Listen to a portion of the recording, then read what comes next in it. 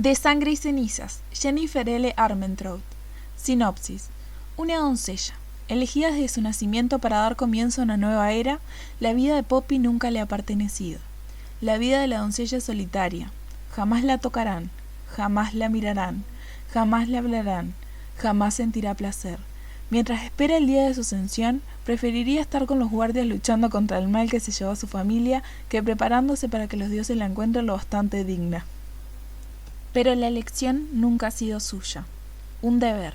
El futuro del reino entero recae sobre los hombros de Poppy, algo que ni siquiera está demasiado segura de querer para ella, porque una doncella tiene corazón, y alma, y deseo, y cuando Hawk, un guardia de ojos dorados que ha jurado asegurar su ascensión, entra en su vida, el destino y el deber se entremezclan con el deseo y la necesidad. Él incita a su ira, hace que se cuestione todo aquello en lo que cree y la tienta con lo prohibido. Un reino. Capítulo 1. Encontraron a Faelin al anochecer, justo en el límite del bosque de sangre, muerto. Levanté la vista de mis cartas y miré al otro lado del tablero carmesí, a los 3 hombres sentados a la mesa. Había escogido ese sitio por una razón. No había sentido nada procedente de ellos al deambular entre las atestadas mesas hace un rato. Ningún dolor, ni físico ni emocional. Por lo general, no husmeaba en el interior de nadie para ver si sentía dolor. Hacerlo sin razón me parecía increíblemente invasivo, pero cuando había mucha gente era más difícil controlar la cantidad de cosas que me permitía sentir. Siempre había alguien cuyo dolor era tan profundo, tan crudo, que su aflicción se convertía en una entidad palpable a la que ni siquiera tenía que abrir mis sentidos para percibirla. Una entidad que no era capaz de ignorar y de la que no podía alejarme así sin más. Esas personas proyectaban su agonía al mundo que los rodeaba.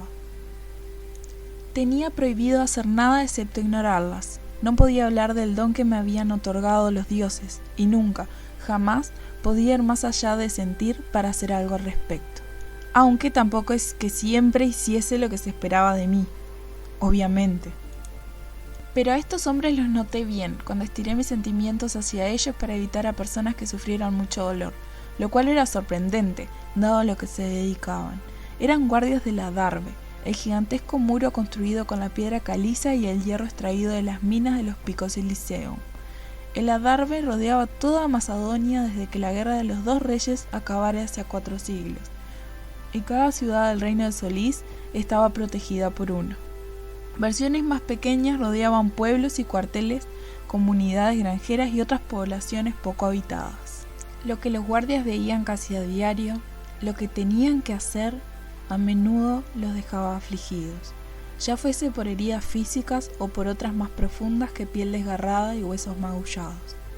Esta noche no solo no cargaban con dolor, sino tampoco con sus armaduras y uniformes, en cuyo lugar llevaban camisas holgadas y ceñidos pantalones de ante. Aún así, lo supe. Incluso fuera de servicio, estaban atentos a cualquier señal de la temida neblina y el horror que venía con ella. Atentos a cualquier cosa que actuase en contra del futuro del reino, e iban armados hasta los dientes, igual que yo. Escondida bajo los pliegues de la capa y el fino vestido que llevaba debajo, ocultaba una daga, cuyo frío mango jamás terminaba de calentarse contra la piel de mi muslo. Me la habían regalado el día que cumplí 16 años, y, aunque no era la única arma que había adquirido, ni la más letal, era mi favorita. El mango estaba fabricado con los huesos de un lobuno, o wolven, una criatura hace largo tiempo extinguida que no había sido ni hombre ni bestia, sino ambas. La hoja era de piedra de sangre, o heliótropo, pulida hasta darle un filo letal. Puede que una vez más estuviese en proceso de hacer algo increíblemente imprudente, inapropiado y prohibido por completo, pero no era tan tonta como para entrar en un sitio como la Perla Roja sin protección, sin la destreza para emplearla y sin los medios para agarrar esa arma y esa destreza y utilizarla sin vacilar. Muerto, añadió otro de los guardias, uno más joven de pelo castaño y rostro barbilampiño. Creí recordar que se llamaba Heinrich, y no podía tener mucho más que mis 18 años. No solo estaba muerto, no le quedaba ni una gota de sangre, en su cuerpo masticado como si lo hubiesen atacado unos perros salvajes y luego lo hubiesen hecho pedazos. Empecé a ver las cartas borrosas mientras pequeñas bolas de hielo se formaban en la boca de mi estómago. Los perros salvajes no hacían eso, por no mencionar que no había perros salvajes cerca del bosque de sangre, el único lugar del mundo en que los árboles sangraban y dejaban la corteza y las hojas teñidas de un oscuro carmesí. Había rumores de la existencia de otros animales, roedores carroñeros de un tamaño extraordinario que se alimentaban de los cadáveres de quienes se demoraban demasiado tiempo en el bosque. Y ya sabes lo que significa eso, continuó Harrick. Deben de estar cerca. Un ataque será... No estoy seguro de que sea la conversación más adecuada ahora mismo, lo interrumpió otro guardia. Ese sabía quién era. Phillips Ratty. Llevaba años en el Adarve, cosa que era casi inaudita. Los guardias no tenían una esperanza de vida demasiado larga. El hombre hizo un gesto hacia mí. Estás en presencia de una dama.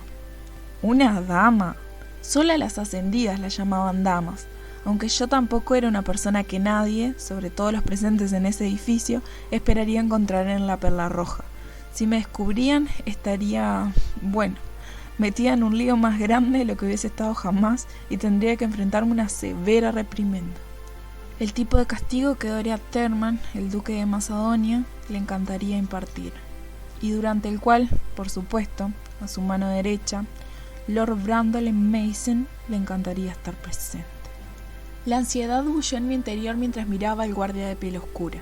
No había forma humana de que Philip pudiese darse cuenta que era yo. La mitad superior de mi rostro estaba oculta tras el antifaz blanco que había encontrado tirado en los jardines de la reina hacía una eternidad, y llevaba una anodina capa azul turquesa que había tomado prestada de Brita, una de las muchas sirvientas del castillo a las que había oído hablar de la Perla Roja. Con suerte, Brita no descubriría que la había desaparecido sobre todo hasta que se lo devolviera la mañana siguiente. En cualquier caso, incluso sin la máscara, podía contar con los dedos de la mano las personas que habían visto mi cara en Macedonia, y ninguna estaría aquí esta noche. Como la doncella, la elegida, un velo solía cubrir mi rostro y mi pelo en todo momento, excepto mis labios y la mandíbula inferior. Dudaba mucho de que Phillips pudiera reconocerme solo por esos rasgos, y, si lo hubiese hecho, ninguno de ellos seguiría sentado a esta mesa, y yo estaría en proceso de ser arrastrada, eso sí, con suavidad, de vuelta con mis guardianes, el duque y la duquesa de Macedonia. No había nada que temer. Forcé a los músculos de mis hombros y mi cuello a relajarse y sonreí. No soy ninguna dama, sois más que bienvenidos de hablar de lo que queráis. Sea como fuere, un tema un poco menos morboso sería de agradecer, repuso Phillips, mientras lanzaba una mirada cargada de significado en dirección a los otros dos guardias. Harrick levantó los ojos hacia los míos. Mis disculpas. Disculpas no necesarias, pero aceptadas. El tercer guardia bajó la barbilla, miró sus cartas con fingida atención y repitió la disculpa. Se había sonrojado, algo que encontré adorable. Los guardias que trabajan en el Adarve tenían que superar un entrenamiento atroz y eran diestros en todo tipo de armas y en el combate cuerpo a cuerpo. Ninguno de los que sobrevivían a su primera misión fuera del Adarve regresaban sin haber derramado sangre y sin haber visto la muerte. Y aún así, este hombre se sonrojaba. Me aclaré la garganta. Tenía ganas de preguntar más acerca de ese Finley. ¿Quién era? Si era un guardia del Adarve o un cazador, una división del ejército que se encargaba de las comunicaciones entre ciudades y escoltaba viajeros y mercancías. Pasaban medio año fuera de la protección del Adarve. Era, de lejos, uno de los trabajos más peligrosos del mundo, así que nunca viajaban solos. Algunos no regresaban jamás. Por desgracia, unos cuantos de los que sí lo hacían volvían cambiados. Regresaban con una muerte inminente y salvaje pisándole los talones. Malditos.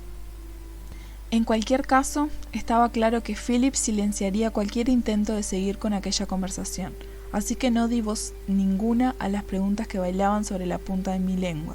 Si otras personas habían estado con Finley y habían resultado heridas por lo que seguramente lo había matado a él, lo acabaría averiguando de una u otra manera. Solo esperaba que no fuese entre gritos de terror. Las personas de Macedonia no tenían una idea exacta de cuántos regresaban de afuera del Adarve malditos. Solo veían unos cuantos aquí y otros cuantos allá, no la realidad. Si lo supiesen, el pánico y el miedo se apoderaría de una población que no tenía ni noción del horror que acechaba fuera de los muros de la ciudad. No como la teníamos mi hermano Ian y yo. Por eso, cuando la conversación de la mesa pasó a temas más mundanos, Tuve que hacer un esfuerzo porque el hielo que atenazaba mis entrañas se fuese derritiendo. Se perdían y arrebataban innumerables vidas en el empeño de mantener a salvo a todos los que estaban dentro de la darbe. Pero ese empeño estaba fracasando. Llevaba tiempo fracasando. Y no solo ahí, sino por todo el reino de Solís. La muerte. La muerte siempre encontraba una manera de entrar. Para, me ordené cuando la sensación de malestar general amenazó con rebosar. Hoy no se trataba de todas las cosas que sabía y que probablemente no debería. Hoy se trataba de vivir, de no pasar toda la noche despierta, incapaz de dormir, sola y con la sensación de no tener ningún control, de no tener idea de quién era aparte de lo que era. Me repartieron otra mano de cartas espantosas, y había jugado lo suficiente a las cartas con Ian como para saber que no había forma de hacer nada con ellas. Cuando anuncié que lo dejaba, me levanté, y los guardias asintieron, y me desearon buenas noches uno a uno. Caminé entre las mesas, agarré la copa de champán que me ofrecía un camarero con una mano enguantada e intenté recuperar la sensación de emoción que había corrido por mis venas mientras recorría las calles más temprano aquella noche. Me quedé a un lado mientras observaba la sala, pendiente de mantener mis sentidos a buen recaudo, incluso sin contar a los que lograban proyectar su angustia al aire a su alrededor. No necesitaba tocar a una persona para saber si sentía dolor. Solo tenía que mirarla y concentrarme. No era que cambiara su aspecto si sufría algún tipo de dolor. Su apariencia tampoco cambiaba cuando me concentraba en ella. Era solo que sentía su aflicción. El dolor físico era casi siempre caliente, pero el que no podía verse, ese casi siempre era frío. Unos silbidos y gritos obscenos me sacaron de mi ensimismamiento. Una mujer de rojo estaba sentada sobre el borde de una mesa, al lado de la que yo acababa de abandonar. Llevaba un vestido hecho de retales de gasa y rasos rojos que apenas cubrían los muslos. Uno de los hombres agarró la tela de la vaporosa faldita. La mujer apartó su mano con una sonrisa lasciva. Se tumbó sobre la espalda y su cuerpo formó una curva sensual. Sus abundantes rizos rubios se derramaron sobre monedas y fichas olvidadas. ¿Quién quiere ganarme esta noche? Su voz sonó grave y voluptuosa mientras deslizaba las manos por la cintura de su elaborado corsé. Os aseguro, chicos, que duraré más que cualquier olla de oro. ¿Y qué pasa si hay empate?, preguntó uno de los hombres. El elegante corte de su abrigo sugería que era un comerciante próspero o un hombre de negocios de algún tipo. Entonces será una noche mucho más entretenida para mí, dijo, mientras deslizaba una mano por su estómago y la bajaba aún más entre sus... Con las mejillas arreboladas aparté la mirada a toda prisa para beber un sorbito del burbujeante champán. Mis ojos se encontraban en el camino hasta el deslumbrante brillo de una lámpara de arañas de un dorado rosáceo. A la perla roja debía de irle bien, y sus propietarios debían de estar bien relacionados. La electricidad era cara, y estaba muy controlada por la corte real. Hizo que me preguntara quiénes eran algunos de sus clientes para que pudiesen permitirse semejante lujo. Debajo de la lámpara de araña se jugaba otra partida de cartas. Ahí también había mujeres, su pelo recogido en elaborados peinados decorados con brillantes cristales y su ropa mucho menos provocativa que la de las mujeres que trabajaban en el lugar. Sus vestidos eran de vibrantes colores morados y amarillos, de tonos pastel azul y lila. A mí solo me permitían vestir de blanco, tanto en mi habitación como en público, lo cual no era frecuente. Por ello, me sentía fascinada por la manera que los distintos colores complementaban la piel o el pelo de sus propietarias. Pensé que debía de parecer un fantasma la mayoría de los días, cuando deambulaba de blanco por los pasillos del castillo de Terman. Estas mujeres también llevaban antifaces que cubrían la mitad de sus rostros y protegían sus identidades. Me pregunté quiénes serían alguna de ellas. ¿Esposas osadas a las que habían dejado solas por enésima vez? ¿Mujeres jóvenes que aún no se habían casado? ¿O viudas quizás? ¿Sirvientas o mujeres que trabajaban en la ciudad y habían salido a divertirse? ¿Habría damas y lores en espera entre las mujeres enmascaradas de la mesa y entre la muchedumbre? ¿Habrían ido ahí por las mismas razones que yo? ¿Aburrimiento? ¿Curiosidad? ¿Soledad? Si era así, entonces te parecían más a mí de lo que creía, aunque fuesen segundos hijos e hijas, entregados a la corte real en su 13 cumpleaños. durante el rito anual. Y yo era Penélope del castillo Terman, pariente de los Balfour y la favorita de la reina. Yo era la doncella, la elegida, y en poco menos de un año, en mis cumpleaños número 19, ascendería, como harían todas las damas y lores en espera. Nuestra ascensión sería diferente, pero sería la mayor desde la primera bendición de los dioses, que tuvo lugar después del final de la Guerra de los Dos Reyes. A ellos no les pasaría gran cosa si los pillaban, pero a mí tendría que enfrentarme al disgusto del duque. Apreté los labios en una fina línea cuando una semilla de ira echó raíces en mi interior, mezcladas con pegajosa reminiscencia de asco y vergüenza. El duque era un ser pestilente de manos demasiado largas que tenía una afición antinatural al castigo. Pero no estaba dispuesta a pensar en él, ni a preocuparme por ser castigada. Bien podía regresar a mis habitaciones si iba a hacer eso. Hice un esfuerzo para apartar la mirada de la mesa y me fijé en que había mujeres que sonreían y reían en la perla sin esconderse detrás de sus antifaces, sin ocultar su identidad. Estaban sentadas en mesas con guardias y hombres de negocios, o de pie en recovecos oscuros donde charlaban con mujeres enmascaradas, con hombres y también con empleados de la Perla Roja. No tenían miedo ni vergüenza de que las vieran. Fuesen quien fueran, gozaban de una libertad que yo deseaba con todas mis fuerzas. Una independencia que perseguía esta noche, puesto que enmascarada y desconocida, nadie excepto los dioses sabrían que estaba ahí. Y por lo que los dioses respectaba, hacía mucho tiempo que había llegado a la conclusión de que tenían cosas mucho mejores que hacer que malgastar su tiempo vigilándome a mí. Después de todo, si hubiesen prestado atención, ya me habrían regañado por muchas cosas que había hecho hasta entonces y me habían estado prohibidas. Así que, esta noche, podía ser quien quisiera. La libertad inherente a esa idea me causaba una sensación mucho más embriagadora de lo que hubiera imaginado, incluso más que las semillas verdes de amapola proporcionadas por los que la fumaban. Esta noche no era la doncella, no era Penélope, era solo Poppy, un apodo que recordaba que mi madre había usado, uno que solo mi hermano Ian y muy pocos más usaban jamás. Como Poppy no había reglas estrictas que respetar, ni expectativas que cumplir, ninguna futura ascensión que se acercara más deprisa de lo que querría. No había miedo, ni pasado, ni futuro. Esta noche podía vivir un poco, unas cuantas horas incluso, y acumular tanta experiencia como pudiera antes de que me devolvieran a la capital, a la reina, antes de que me entregaran a los dioses. Un escalofrío recorrió de puntillas mi columna, incertidumbre, acompañada de una punzada de desolación. Lo reprimí todo con decisión, pues me negaba a darle alas, darle vueltas a lo que estaba por venir y no podía cambiarse, no servía de nada. Además, Ian había ascendido hacía 2 años, y por lo que decían las cartas mensuales que recibía de él, no había cambiado. La única diferencia era que, en lugar de contarme historias con su voz, lo hacía con palabras en cada carta. El mes pasado mismo había escrito acerca de 2 hermanos, niño y niña, que habían bajado nadando hasta el fondo del mar Stroud y se habían hecho amigos de los seres acuáticos. Sonreí mientras me llevaba la copa de champán a los labios. No tenía ni idea de dónde sacaba esas historias. Por lo que sabía, era imposible nadar hasta el fondo del mar Stroud, y no existía tal cosa como los seres acuáticos. Poco después de su ascensión, y por orden del rey y la reina, se había casado con Lady Claudeia. Ian no hablaba nunca de su esposa. ¿Acaso no era feliz en su matrimonio? La curva de mis labios se difuminó y bajé la vista hacia mi chisporreante bebida rosácea. No estaba segura, pero apenas se habían visto antes de casarse.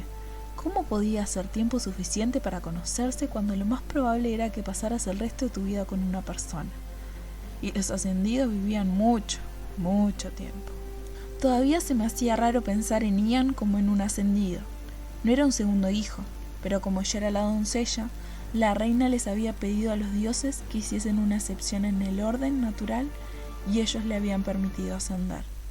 Yo no tendría que hacer frente a lo mismo que Ian, a un matrimonio con un extraño, con otro ascendido, uno que seguro codiciaba la belleza por encima de cualquier otra cosa, porque el atractivo era considerado algo divino. Y aunque era la doncella, la elegida, a mí jamás se me consideraría divina. Según el duque, yo no era bella. Era una tragedia. Sin darme cuenta de ello, mis dedos rozaron el rasposo encaje del lado izquierdo del antifaz. Aparté la mano con brusquedad. Un hombre al que reconocí como un guardia se levantó de una mesa y se giró hacia una mujer que llevaba un antifaz blanco como el mío. Alargó una mano hacia ella y le dijo unas palabras en voz demasiado baja como para que yo pudiera oírlas. Pero ella contestó con un gesto afirmativo y una sonrisa, antes de poner su mano sobre la del hombre. Se levantó y la falda de su vestido de tono lila cayó como líquido en torno a sus piernas, mientras el guardia la guiaba fuera de la sala hacia las dos únicas puertas accesibles para invitados, una en cada extremo de unas salas interconectadas. La de la derecha conducía al exterior, la puerta de la izquierda llevaba al piso de arriba, en habitaciones más privadas en las que Brita había dicho que ocurrían todo tipo de cosas. El guardia condujo a la mujer enmascarada hacia la izquierda. Él había preguntado. Ella había dicho que sí. Fuese lo que hicieran arriba, sería bienvenido y elegido por ambos, independientemente de si duraba unas horas o toda la vida. Mis ojos se demoraron en la puerta mucho rato después de que se hubiera cerrado. ¿Acaso era por lo que realmente había ido ahí esa noche? ¿Para experimentar placer con alguien de mi propia elección? Podría hacerlo si quisiera. Había oído conversaciones entre las damas de compañía de las que no se esperaba que permanecieran intactas. Según ellas, había muchas cosas que una mujer podía hacer para sentir placer mientras conservaba su pureza. ¿Pureza? Odiaba esa palabra, el significado que se ocultaba tras ella, como si mi virginidad determinara mi bondad, mi inocencia, como si su presencia o falta de presencia fuera de algún modo más importante que los centenares de elecciones que hacía cada día. Había incluso una parte de mí que se preguntaba qué harían los dioses si acudiese a ellos sin ser ya una doncella en realidad. ¿Harían caso omiso a todo lo demás que hacía o no hacía solo porque ya no era virgen? No estaba segura, pero esperaba que no fuese así. No porque tuviese pensado tener sexo ahora mismo, o la semana que viene, o en algún momento, sino porque quería tener la posibilidad de tomar esa decisión por mí misma. Aunque no estaba muy segura de cómo podría encontrarme en una situación en la que esa opción surgiera jamás. En cualquier caso, suponía que en la Perla Roja habría algún voluntario que querría hacer las cosas que había oído comentar a las damas en espera. Un revoloteo nervioso palpitó en mi pecho mientras me forzaba a beber otro sorbito de champán. Las burbujas dulces me hicieron cosquillas en la parte de atrás de la garganta, lo que alivió parte de la repentina sequedad que sentía en la boca. A decir verdad, lo de esa noche había sido una decisión impulsiva. La mayoría de las noches no lograba conciliar el sueño casi hasta el amanecer. Cuando por fin lo hacía, deseaba no haberlo hecho. 3 veces esa semana me había despertado con una pesadilla, mis gritos resonando en mis oídos, y cuando llegaba de este modo a borbotones, parecía un presagio, un instinto muy parecido a la capacidad para sentir dolor, que gritaba una advertencia.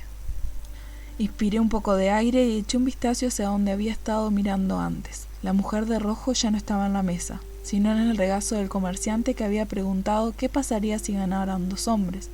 El hombre inspeccionaba sus cartas, pero una de sus manos se posaba donde se había dirigido la de ella hacía un rato, metida bien hondo entre sus muslos.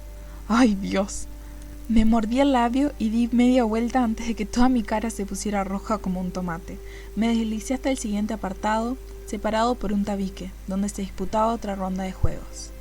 Ahí había más guardias, algunos a los que incluso reconocí como pertenecientes a la Guardia Real, soldados iguales a los que trabajaban en el adarve, pero dedicados en cambio a proteger a los ascendidos. Había una razón para que los ascendidos tuvieran guardias personales. Había personas que habían intentado secuestrar a miembros de la corte para pedir un rescate.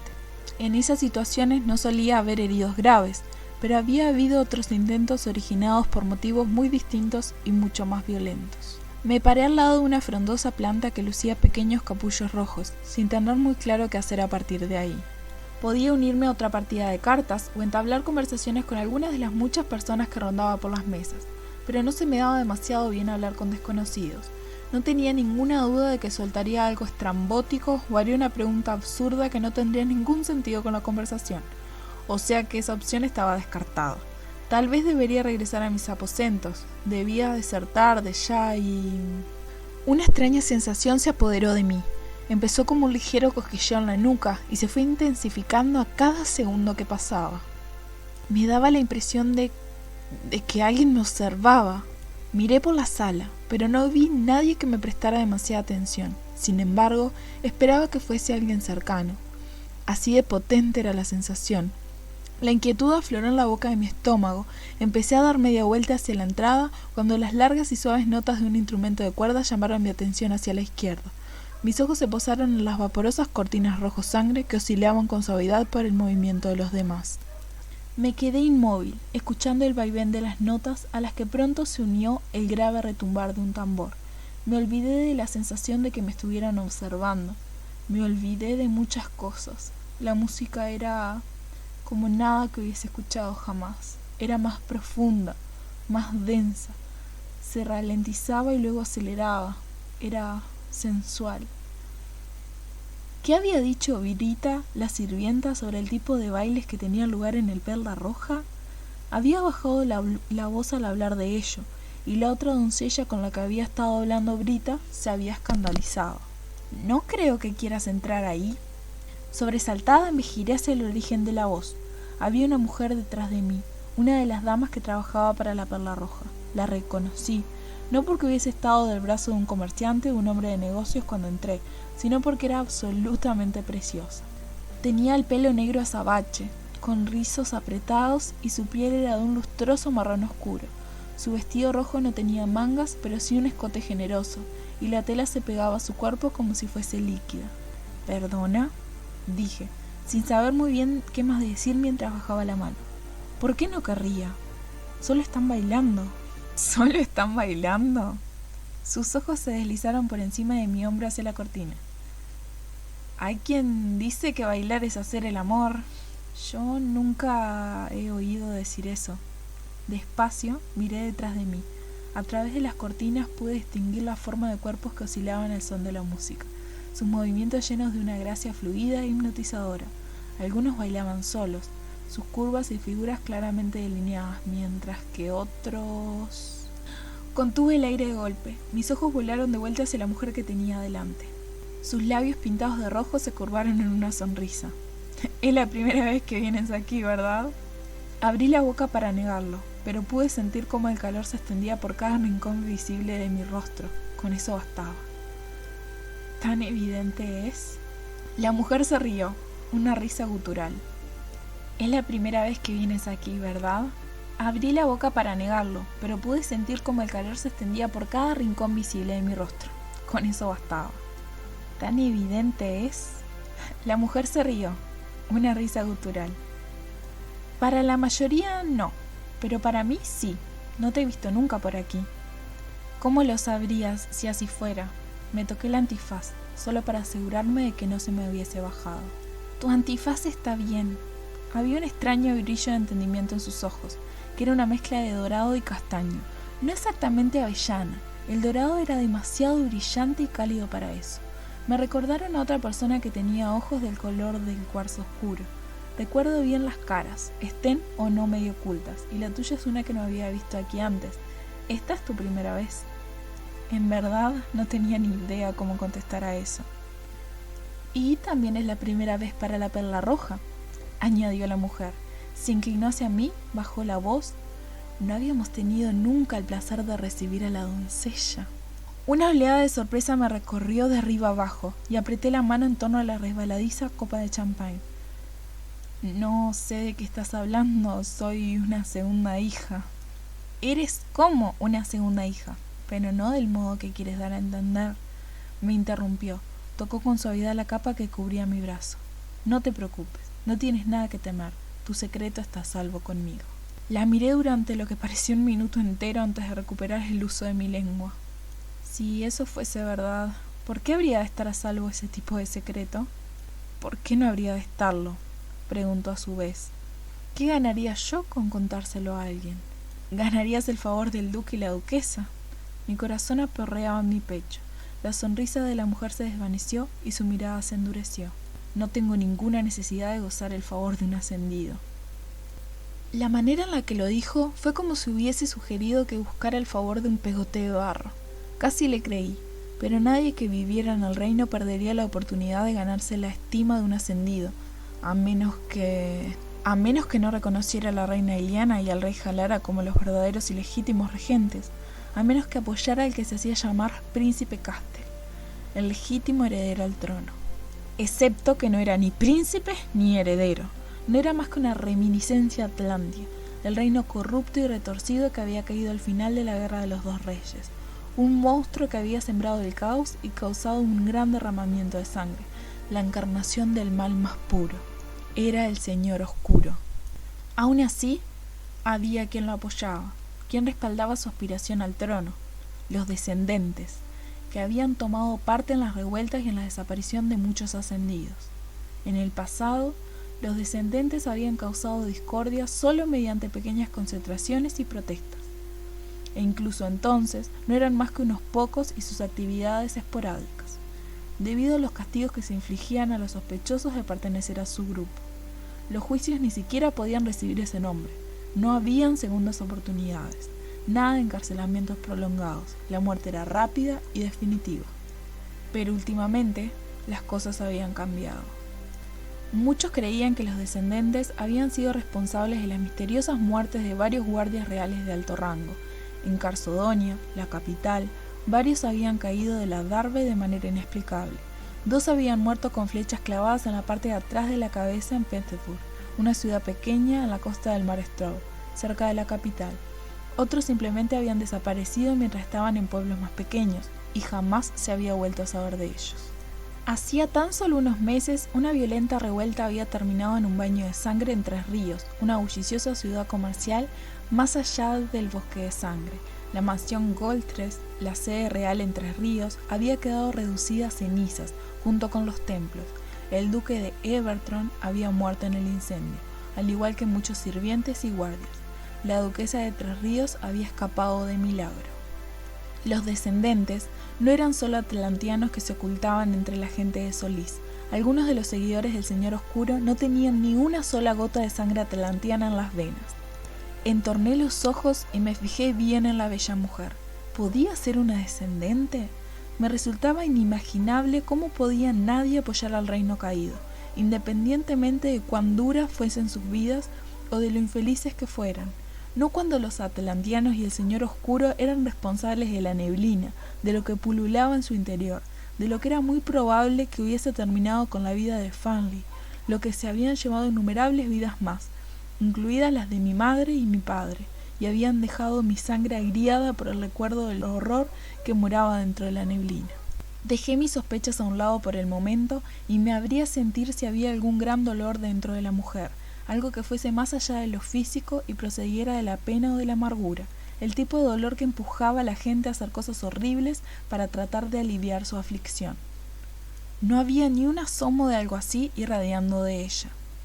Aunque, claro, eso no significaba que no fuese una descendente. Como ya te he dicho, insistió la mujer con la cabeza ladeada, no tienes nada de lo que preocuparte con respecto a mí. En cuanto a él, esa es otra historia. Él, repetí.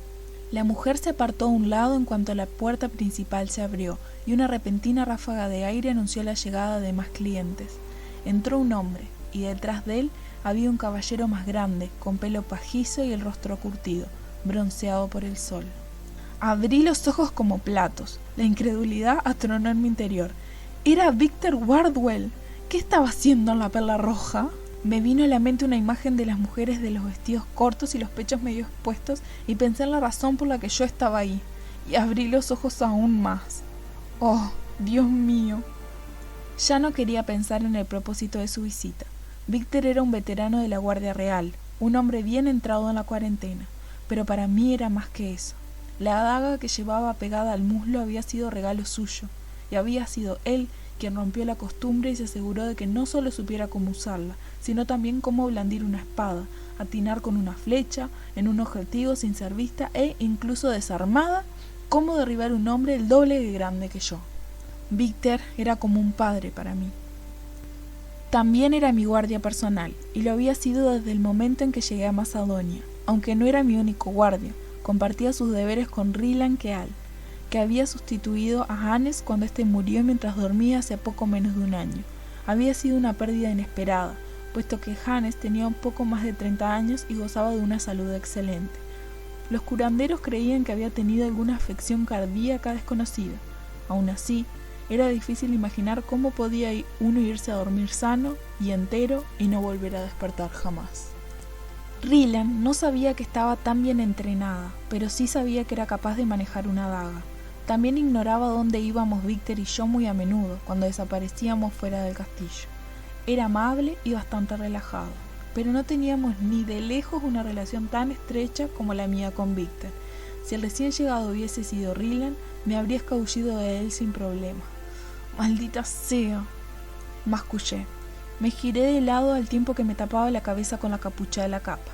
Mi pelo era de un tono bastante llamativo, como cobre quemado, pero incluso con él oculto como estaba ahora y toda mi cara envuelta en sombras, Victor me reconocería. Tenía un sexto sentido, como el que solo poseen los padres, uno que se deja ver cuando su hijo no trama nada bueno. Miré hacia atrás en dirección a la entrada. Se me cayó el alma a los pies al ver que se sentaba en una de las mesas frente a la puerta, la única salida. Los dioses me odiaban.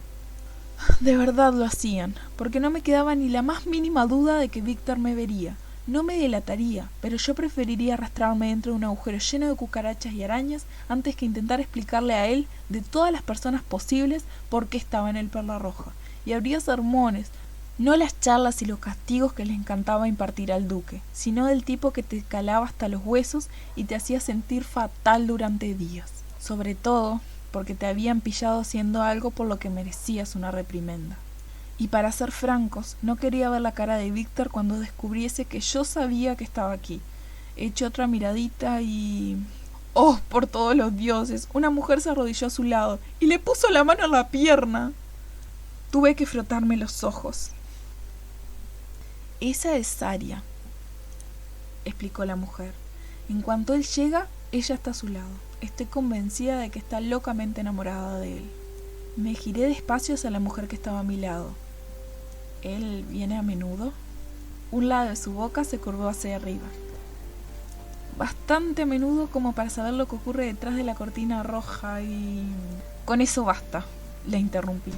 Ahora tendría que lavarme el cerebro con un cepillo de raíces.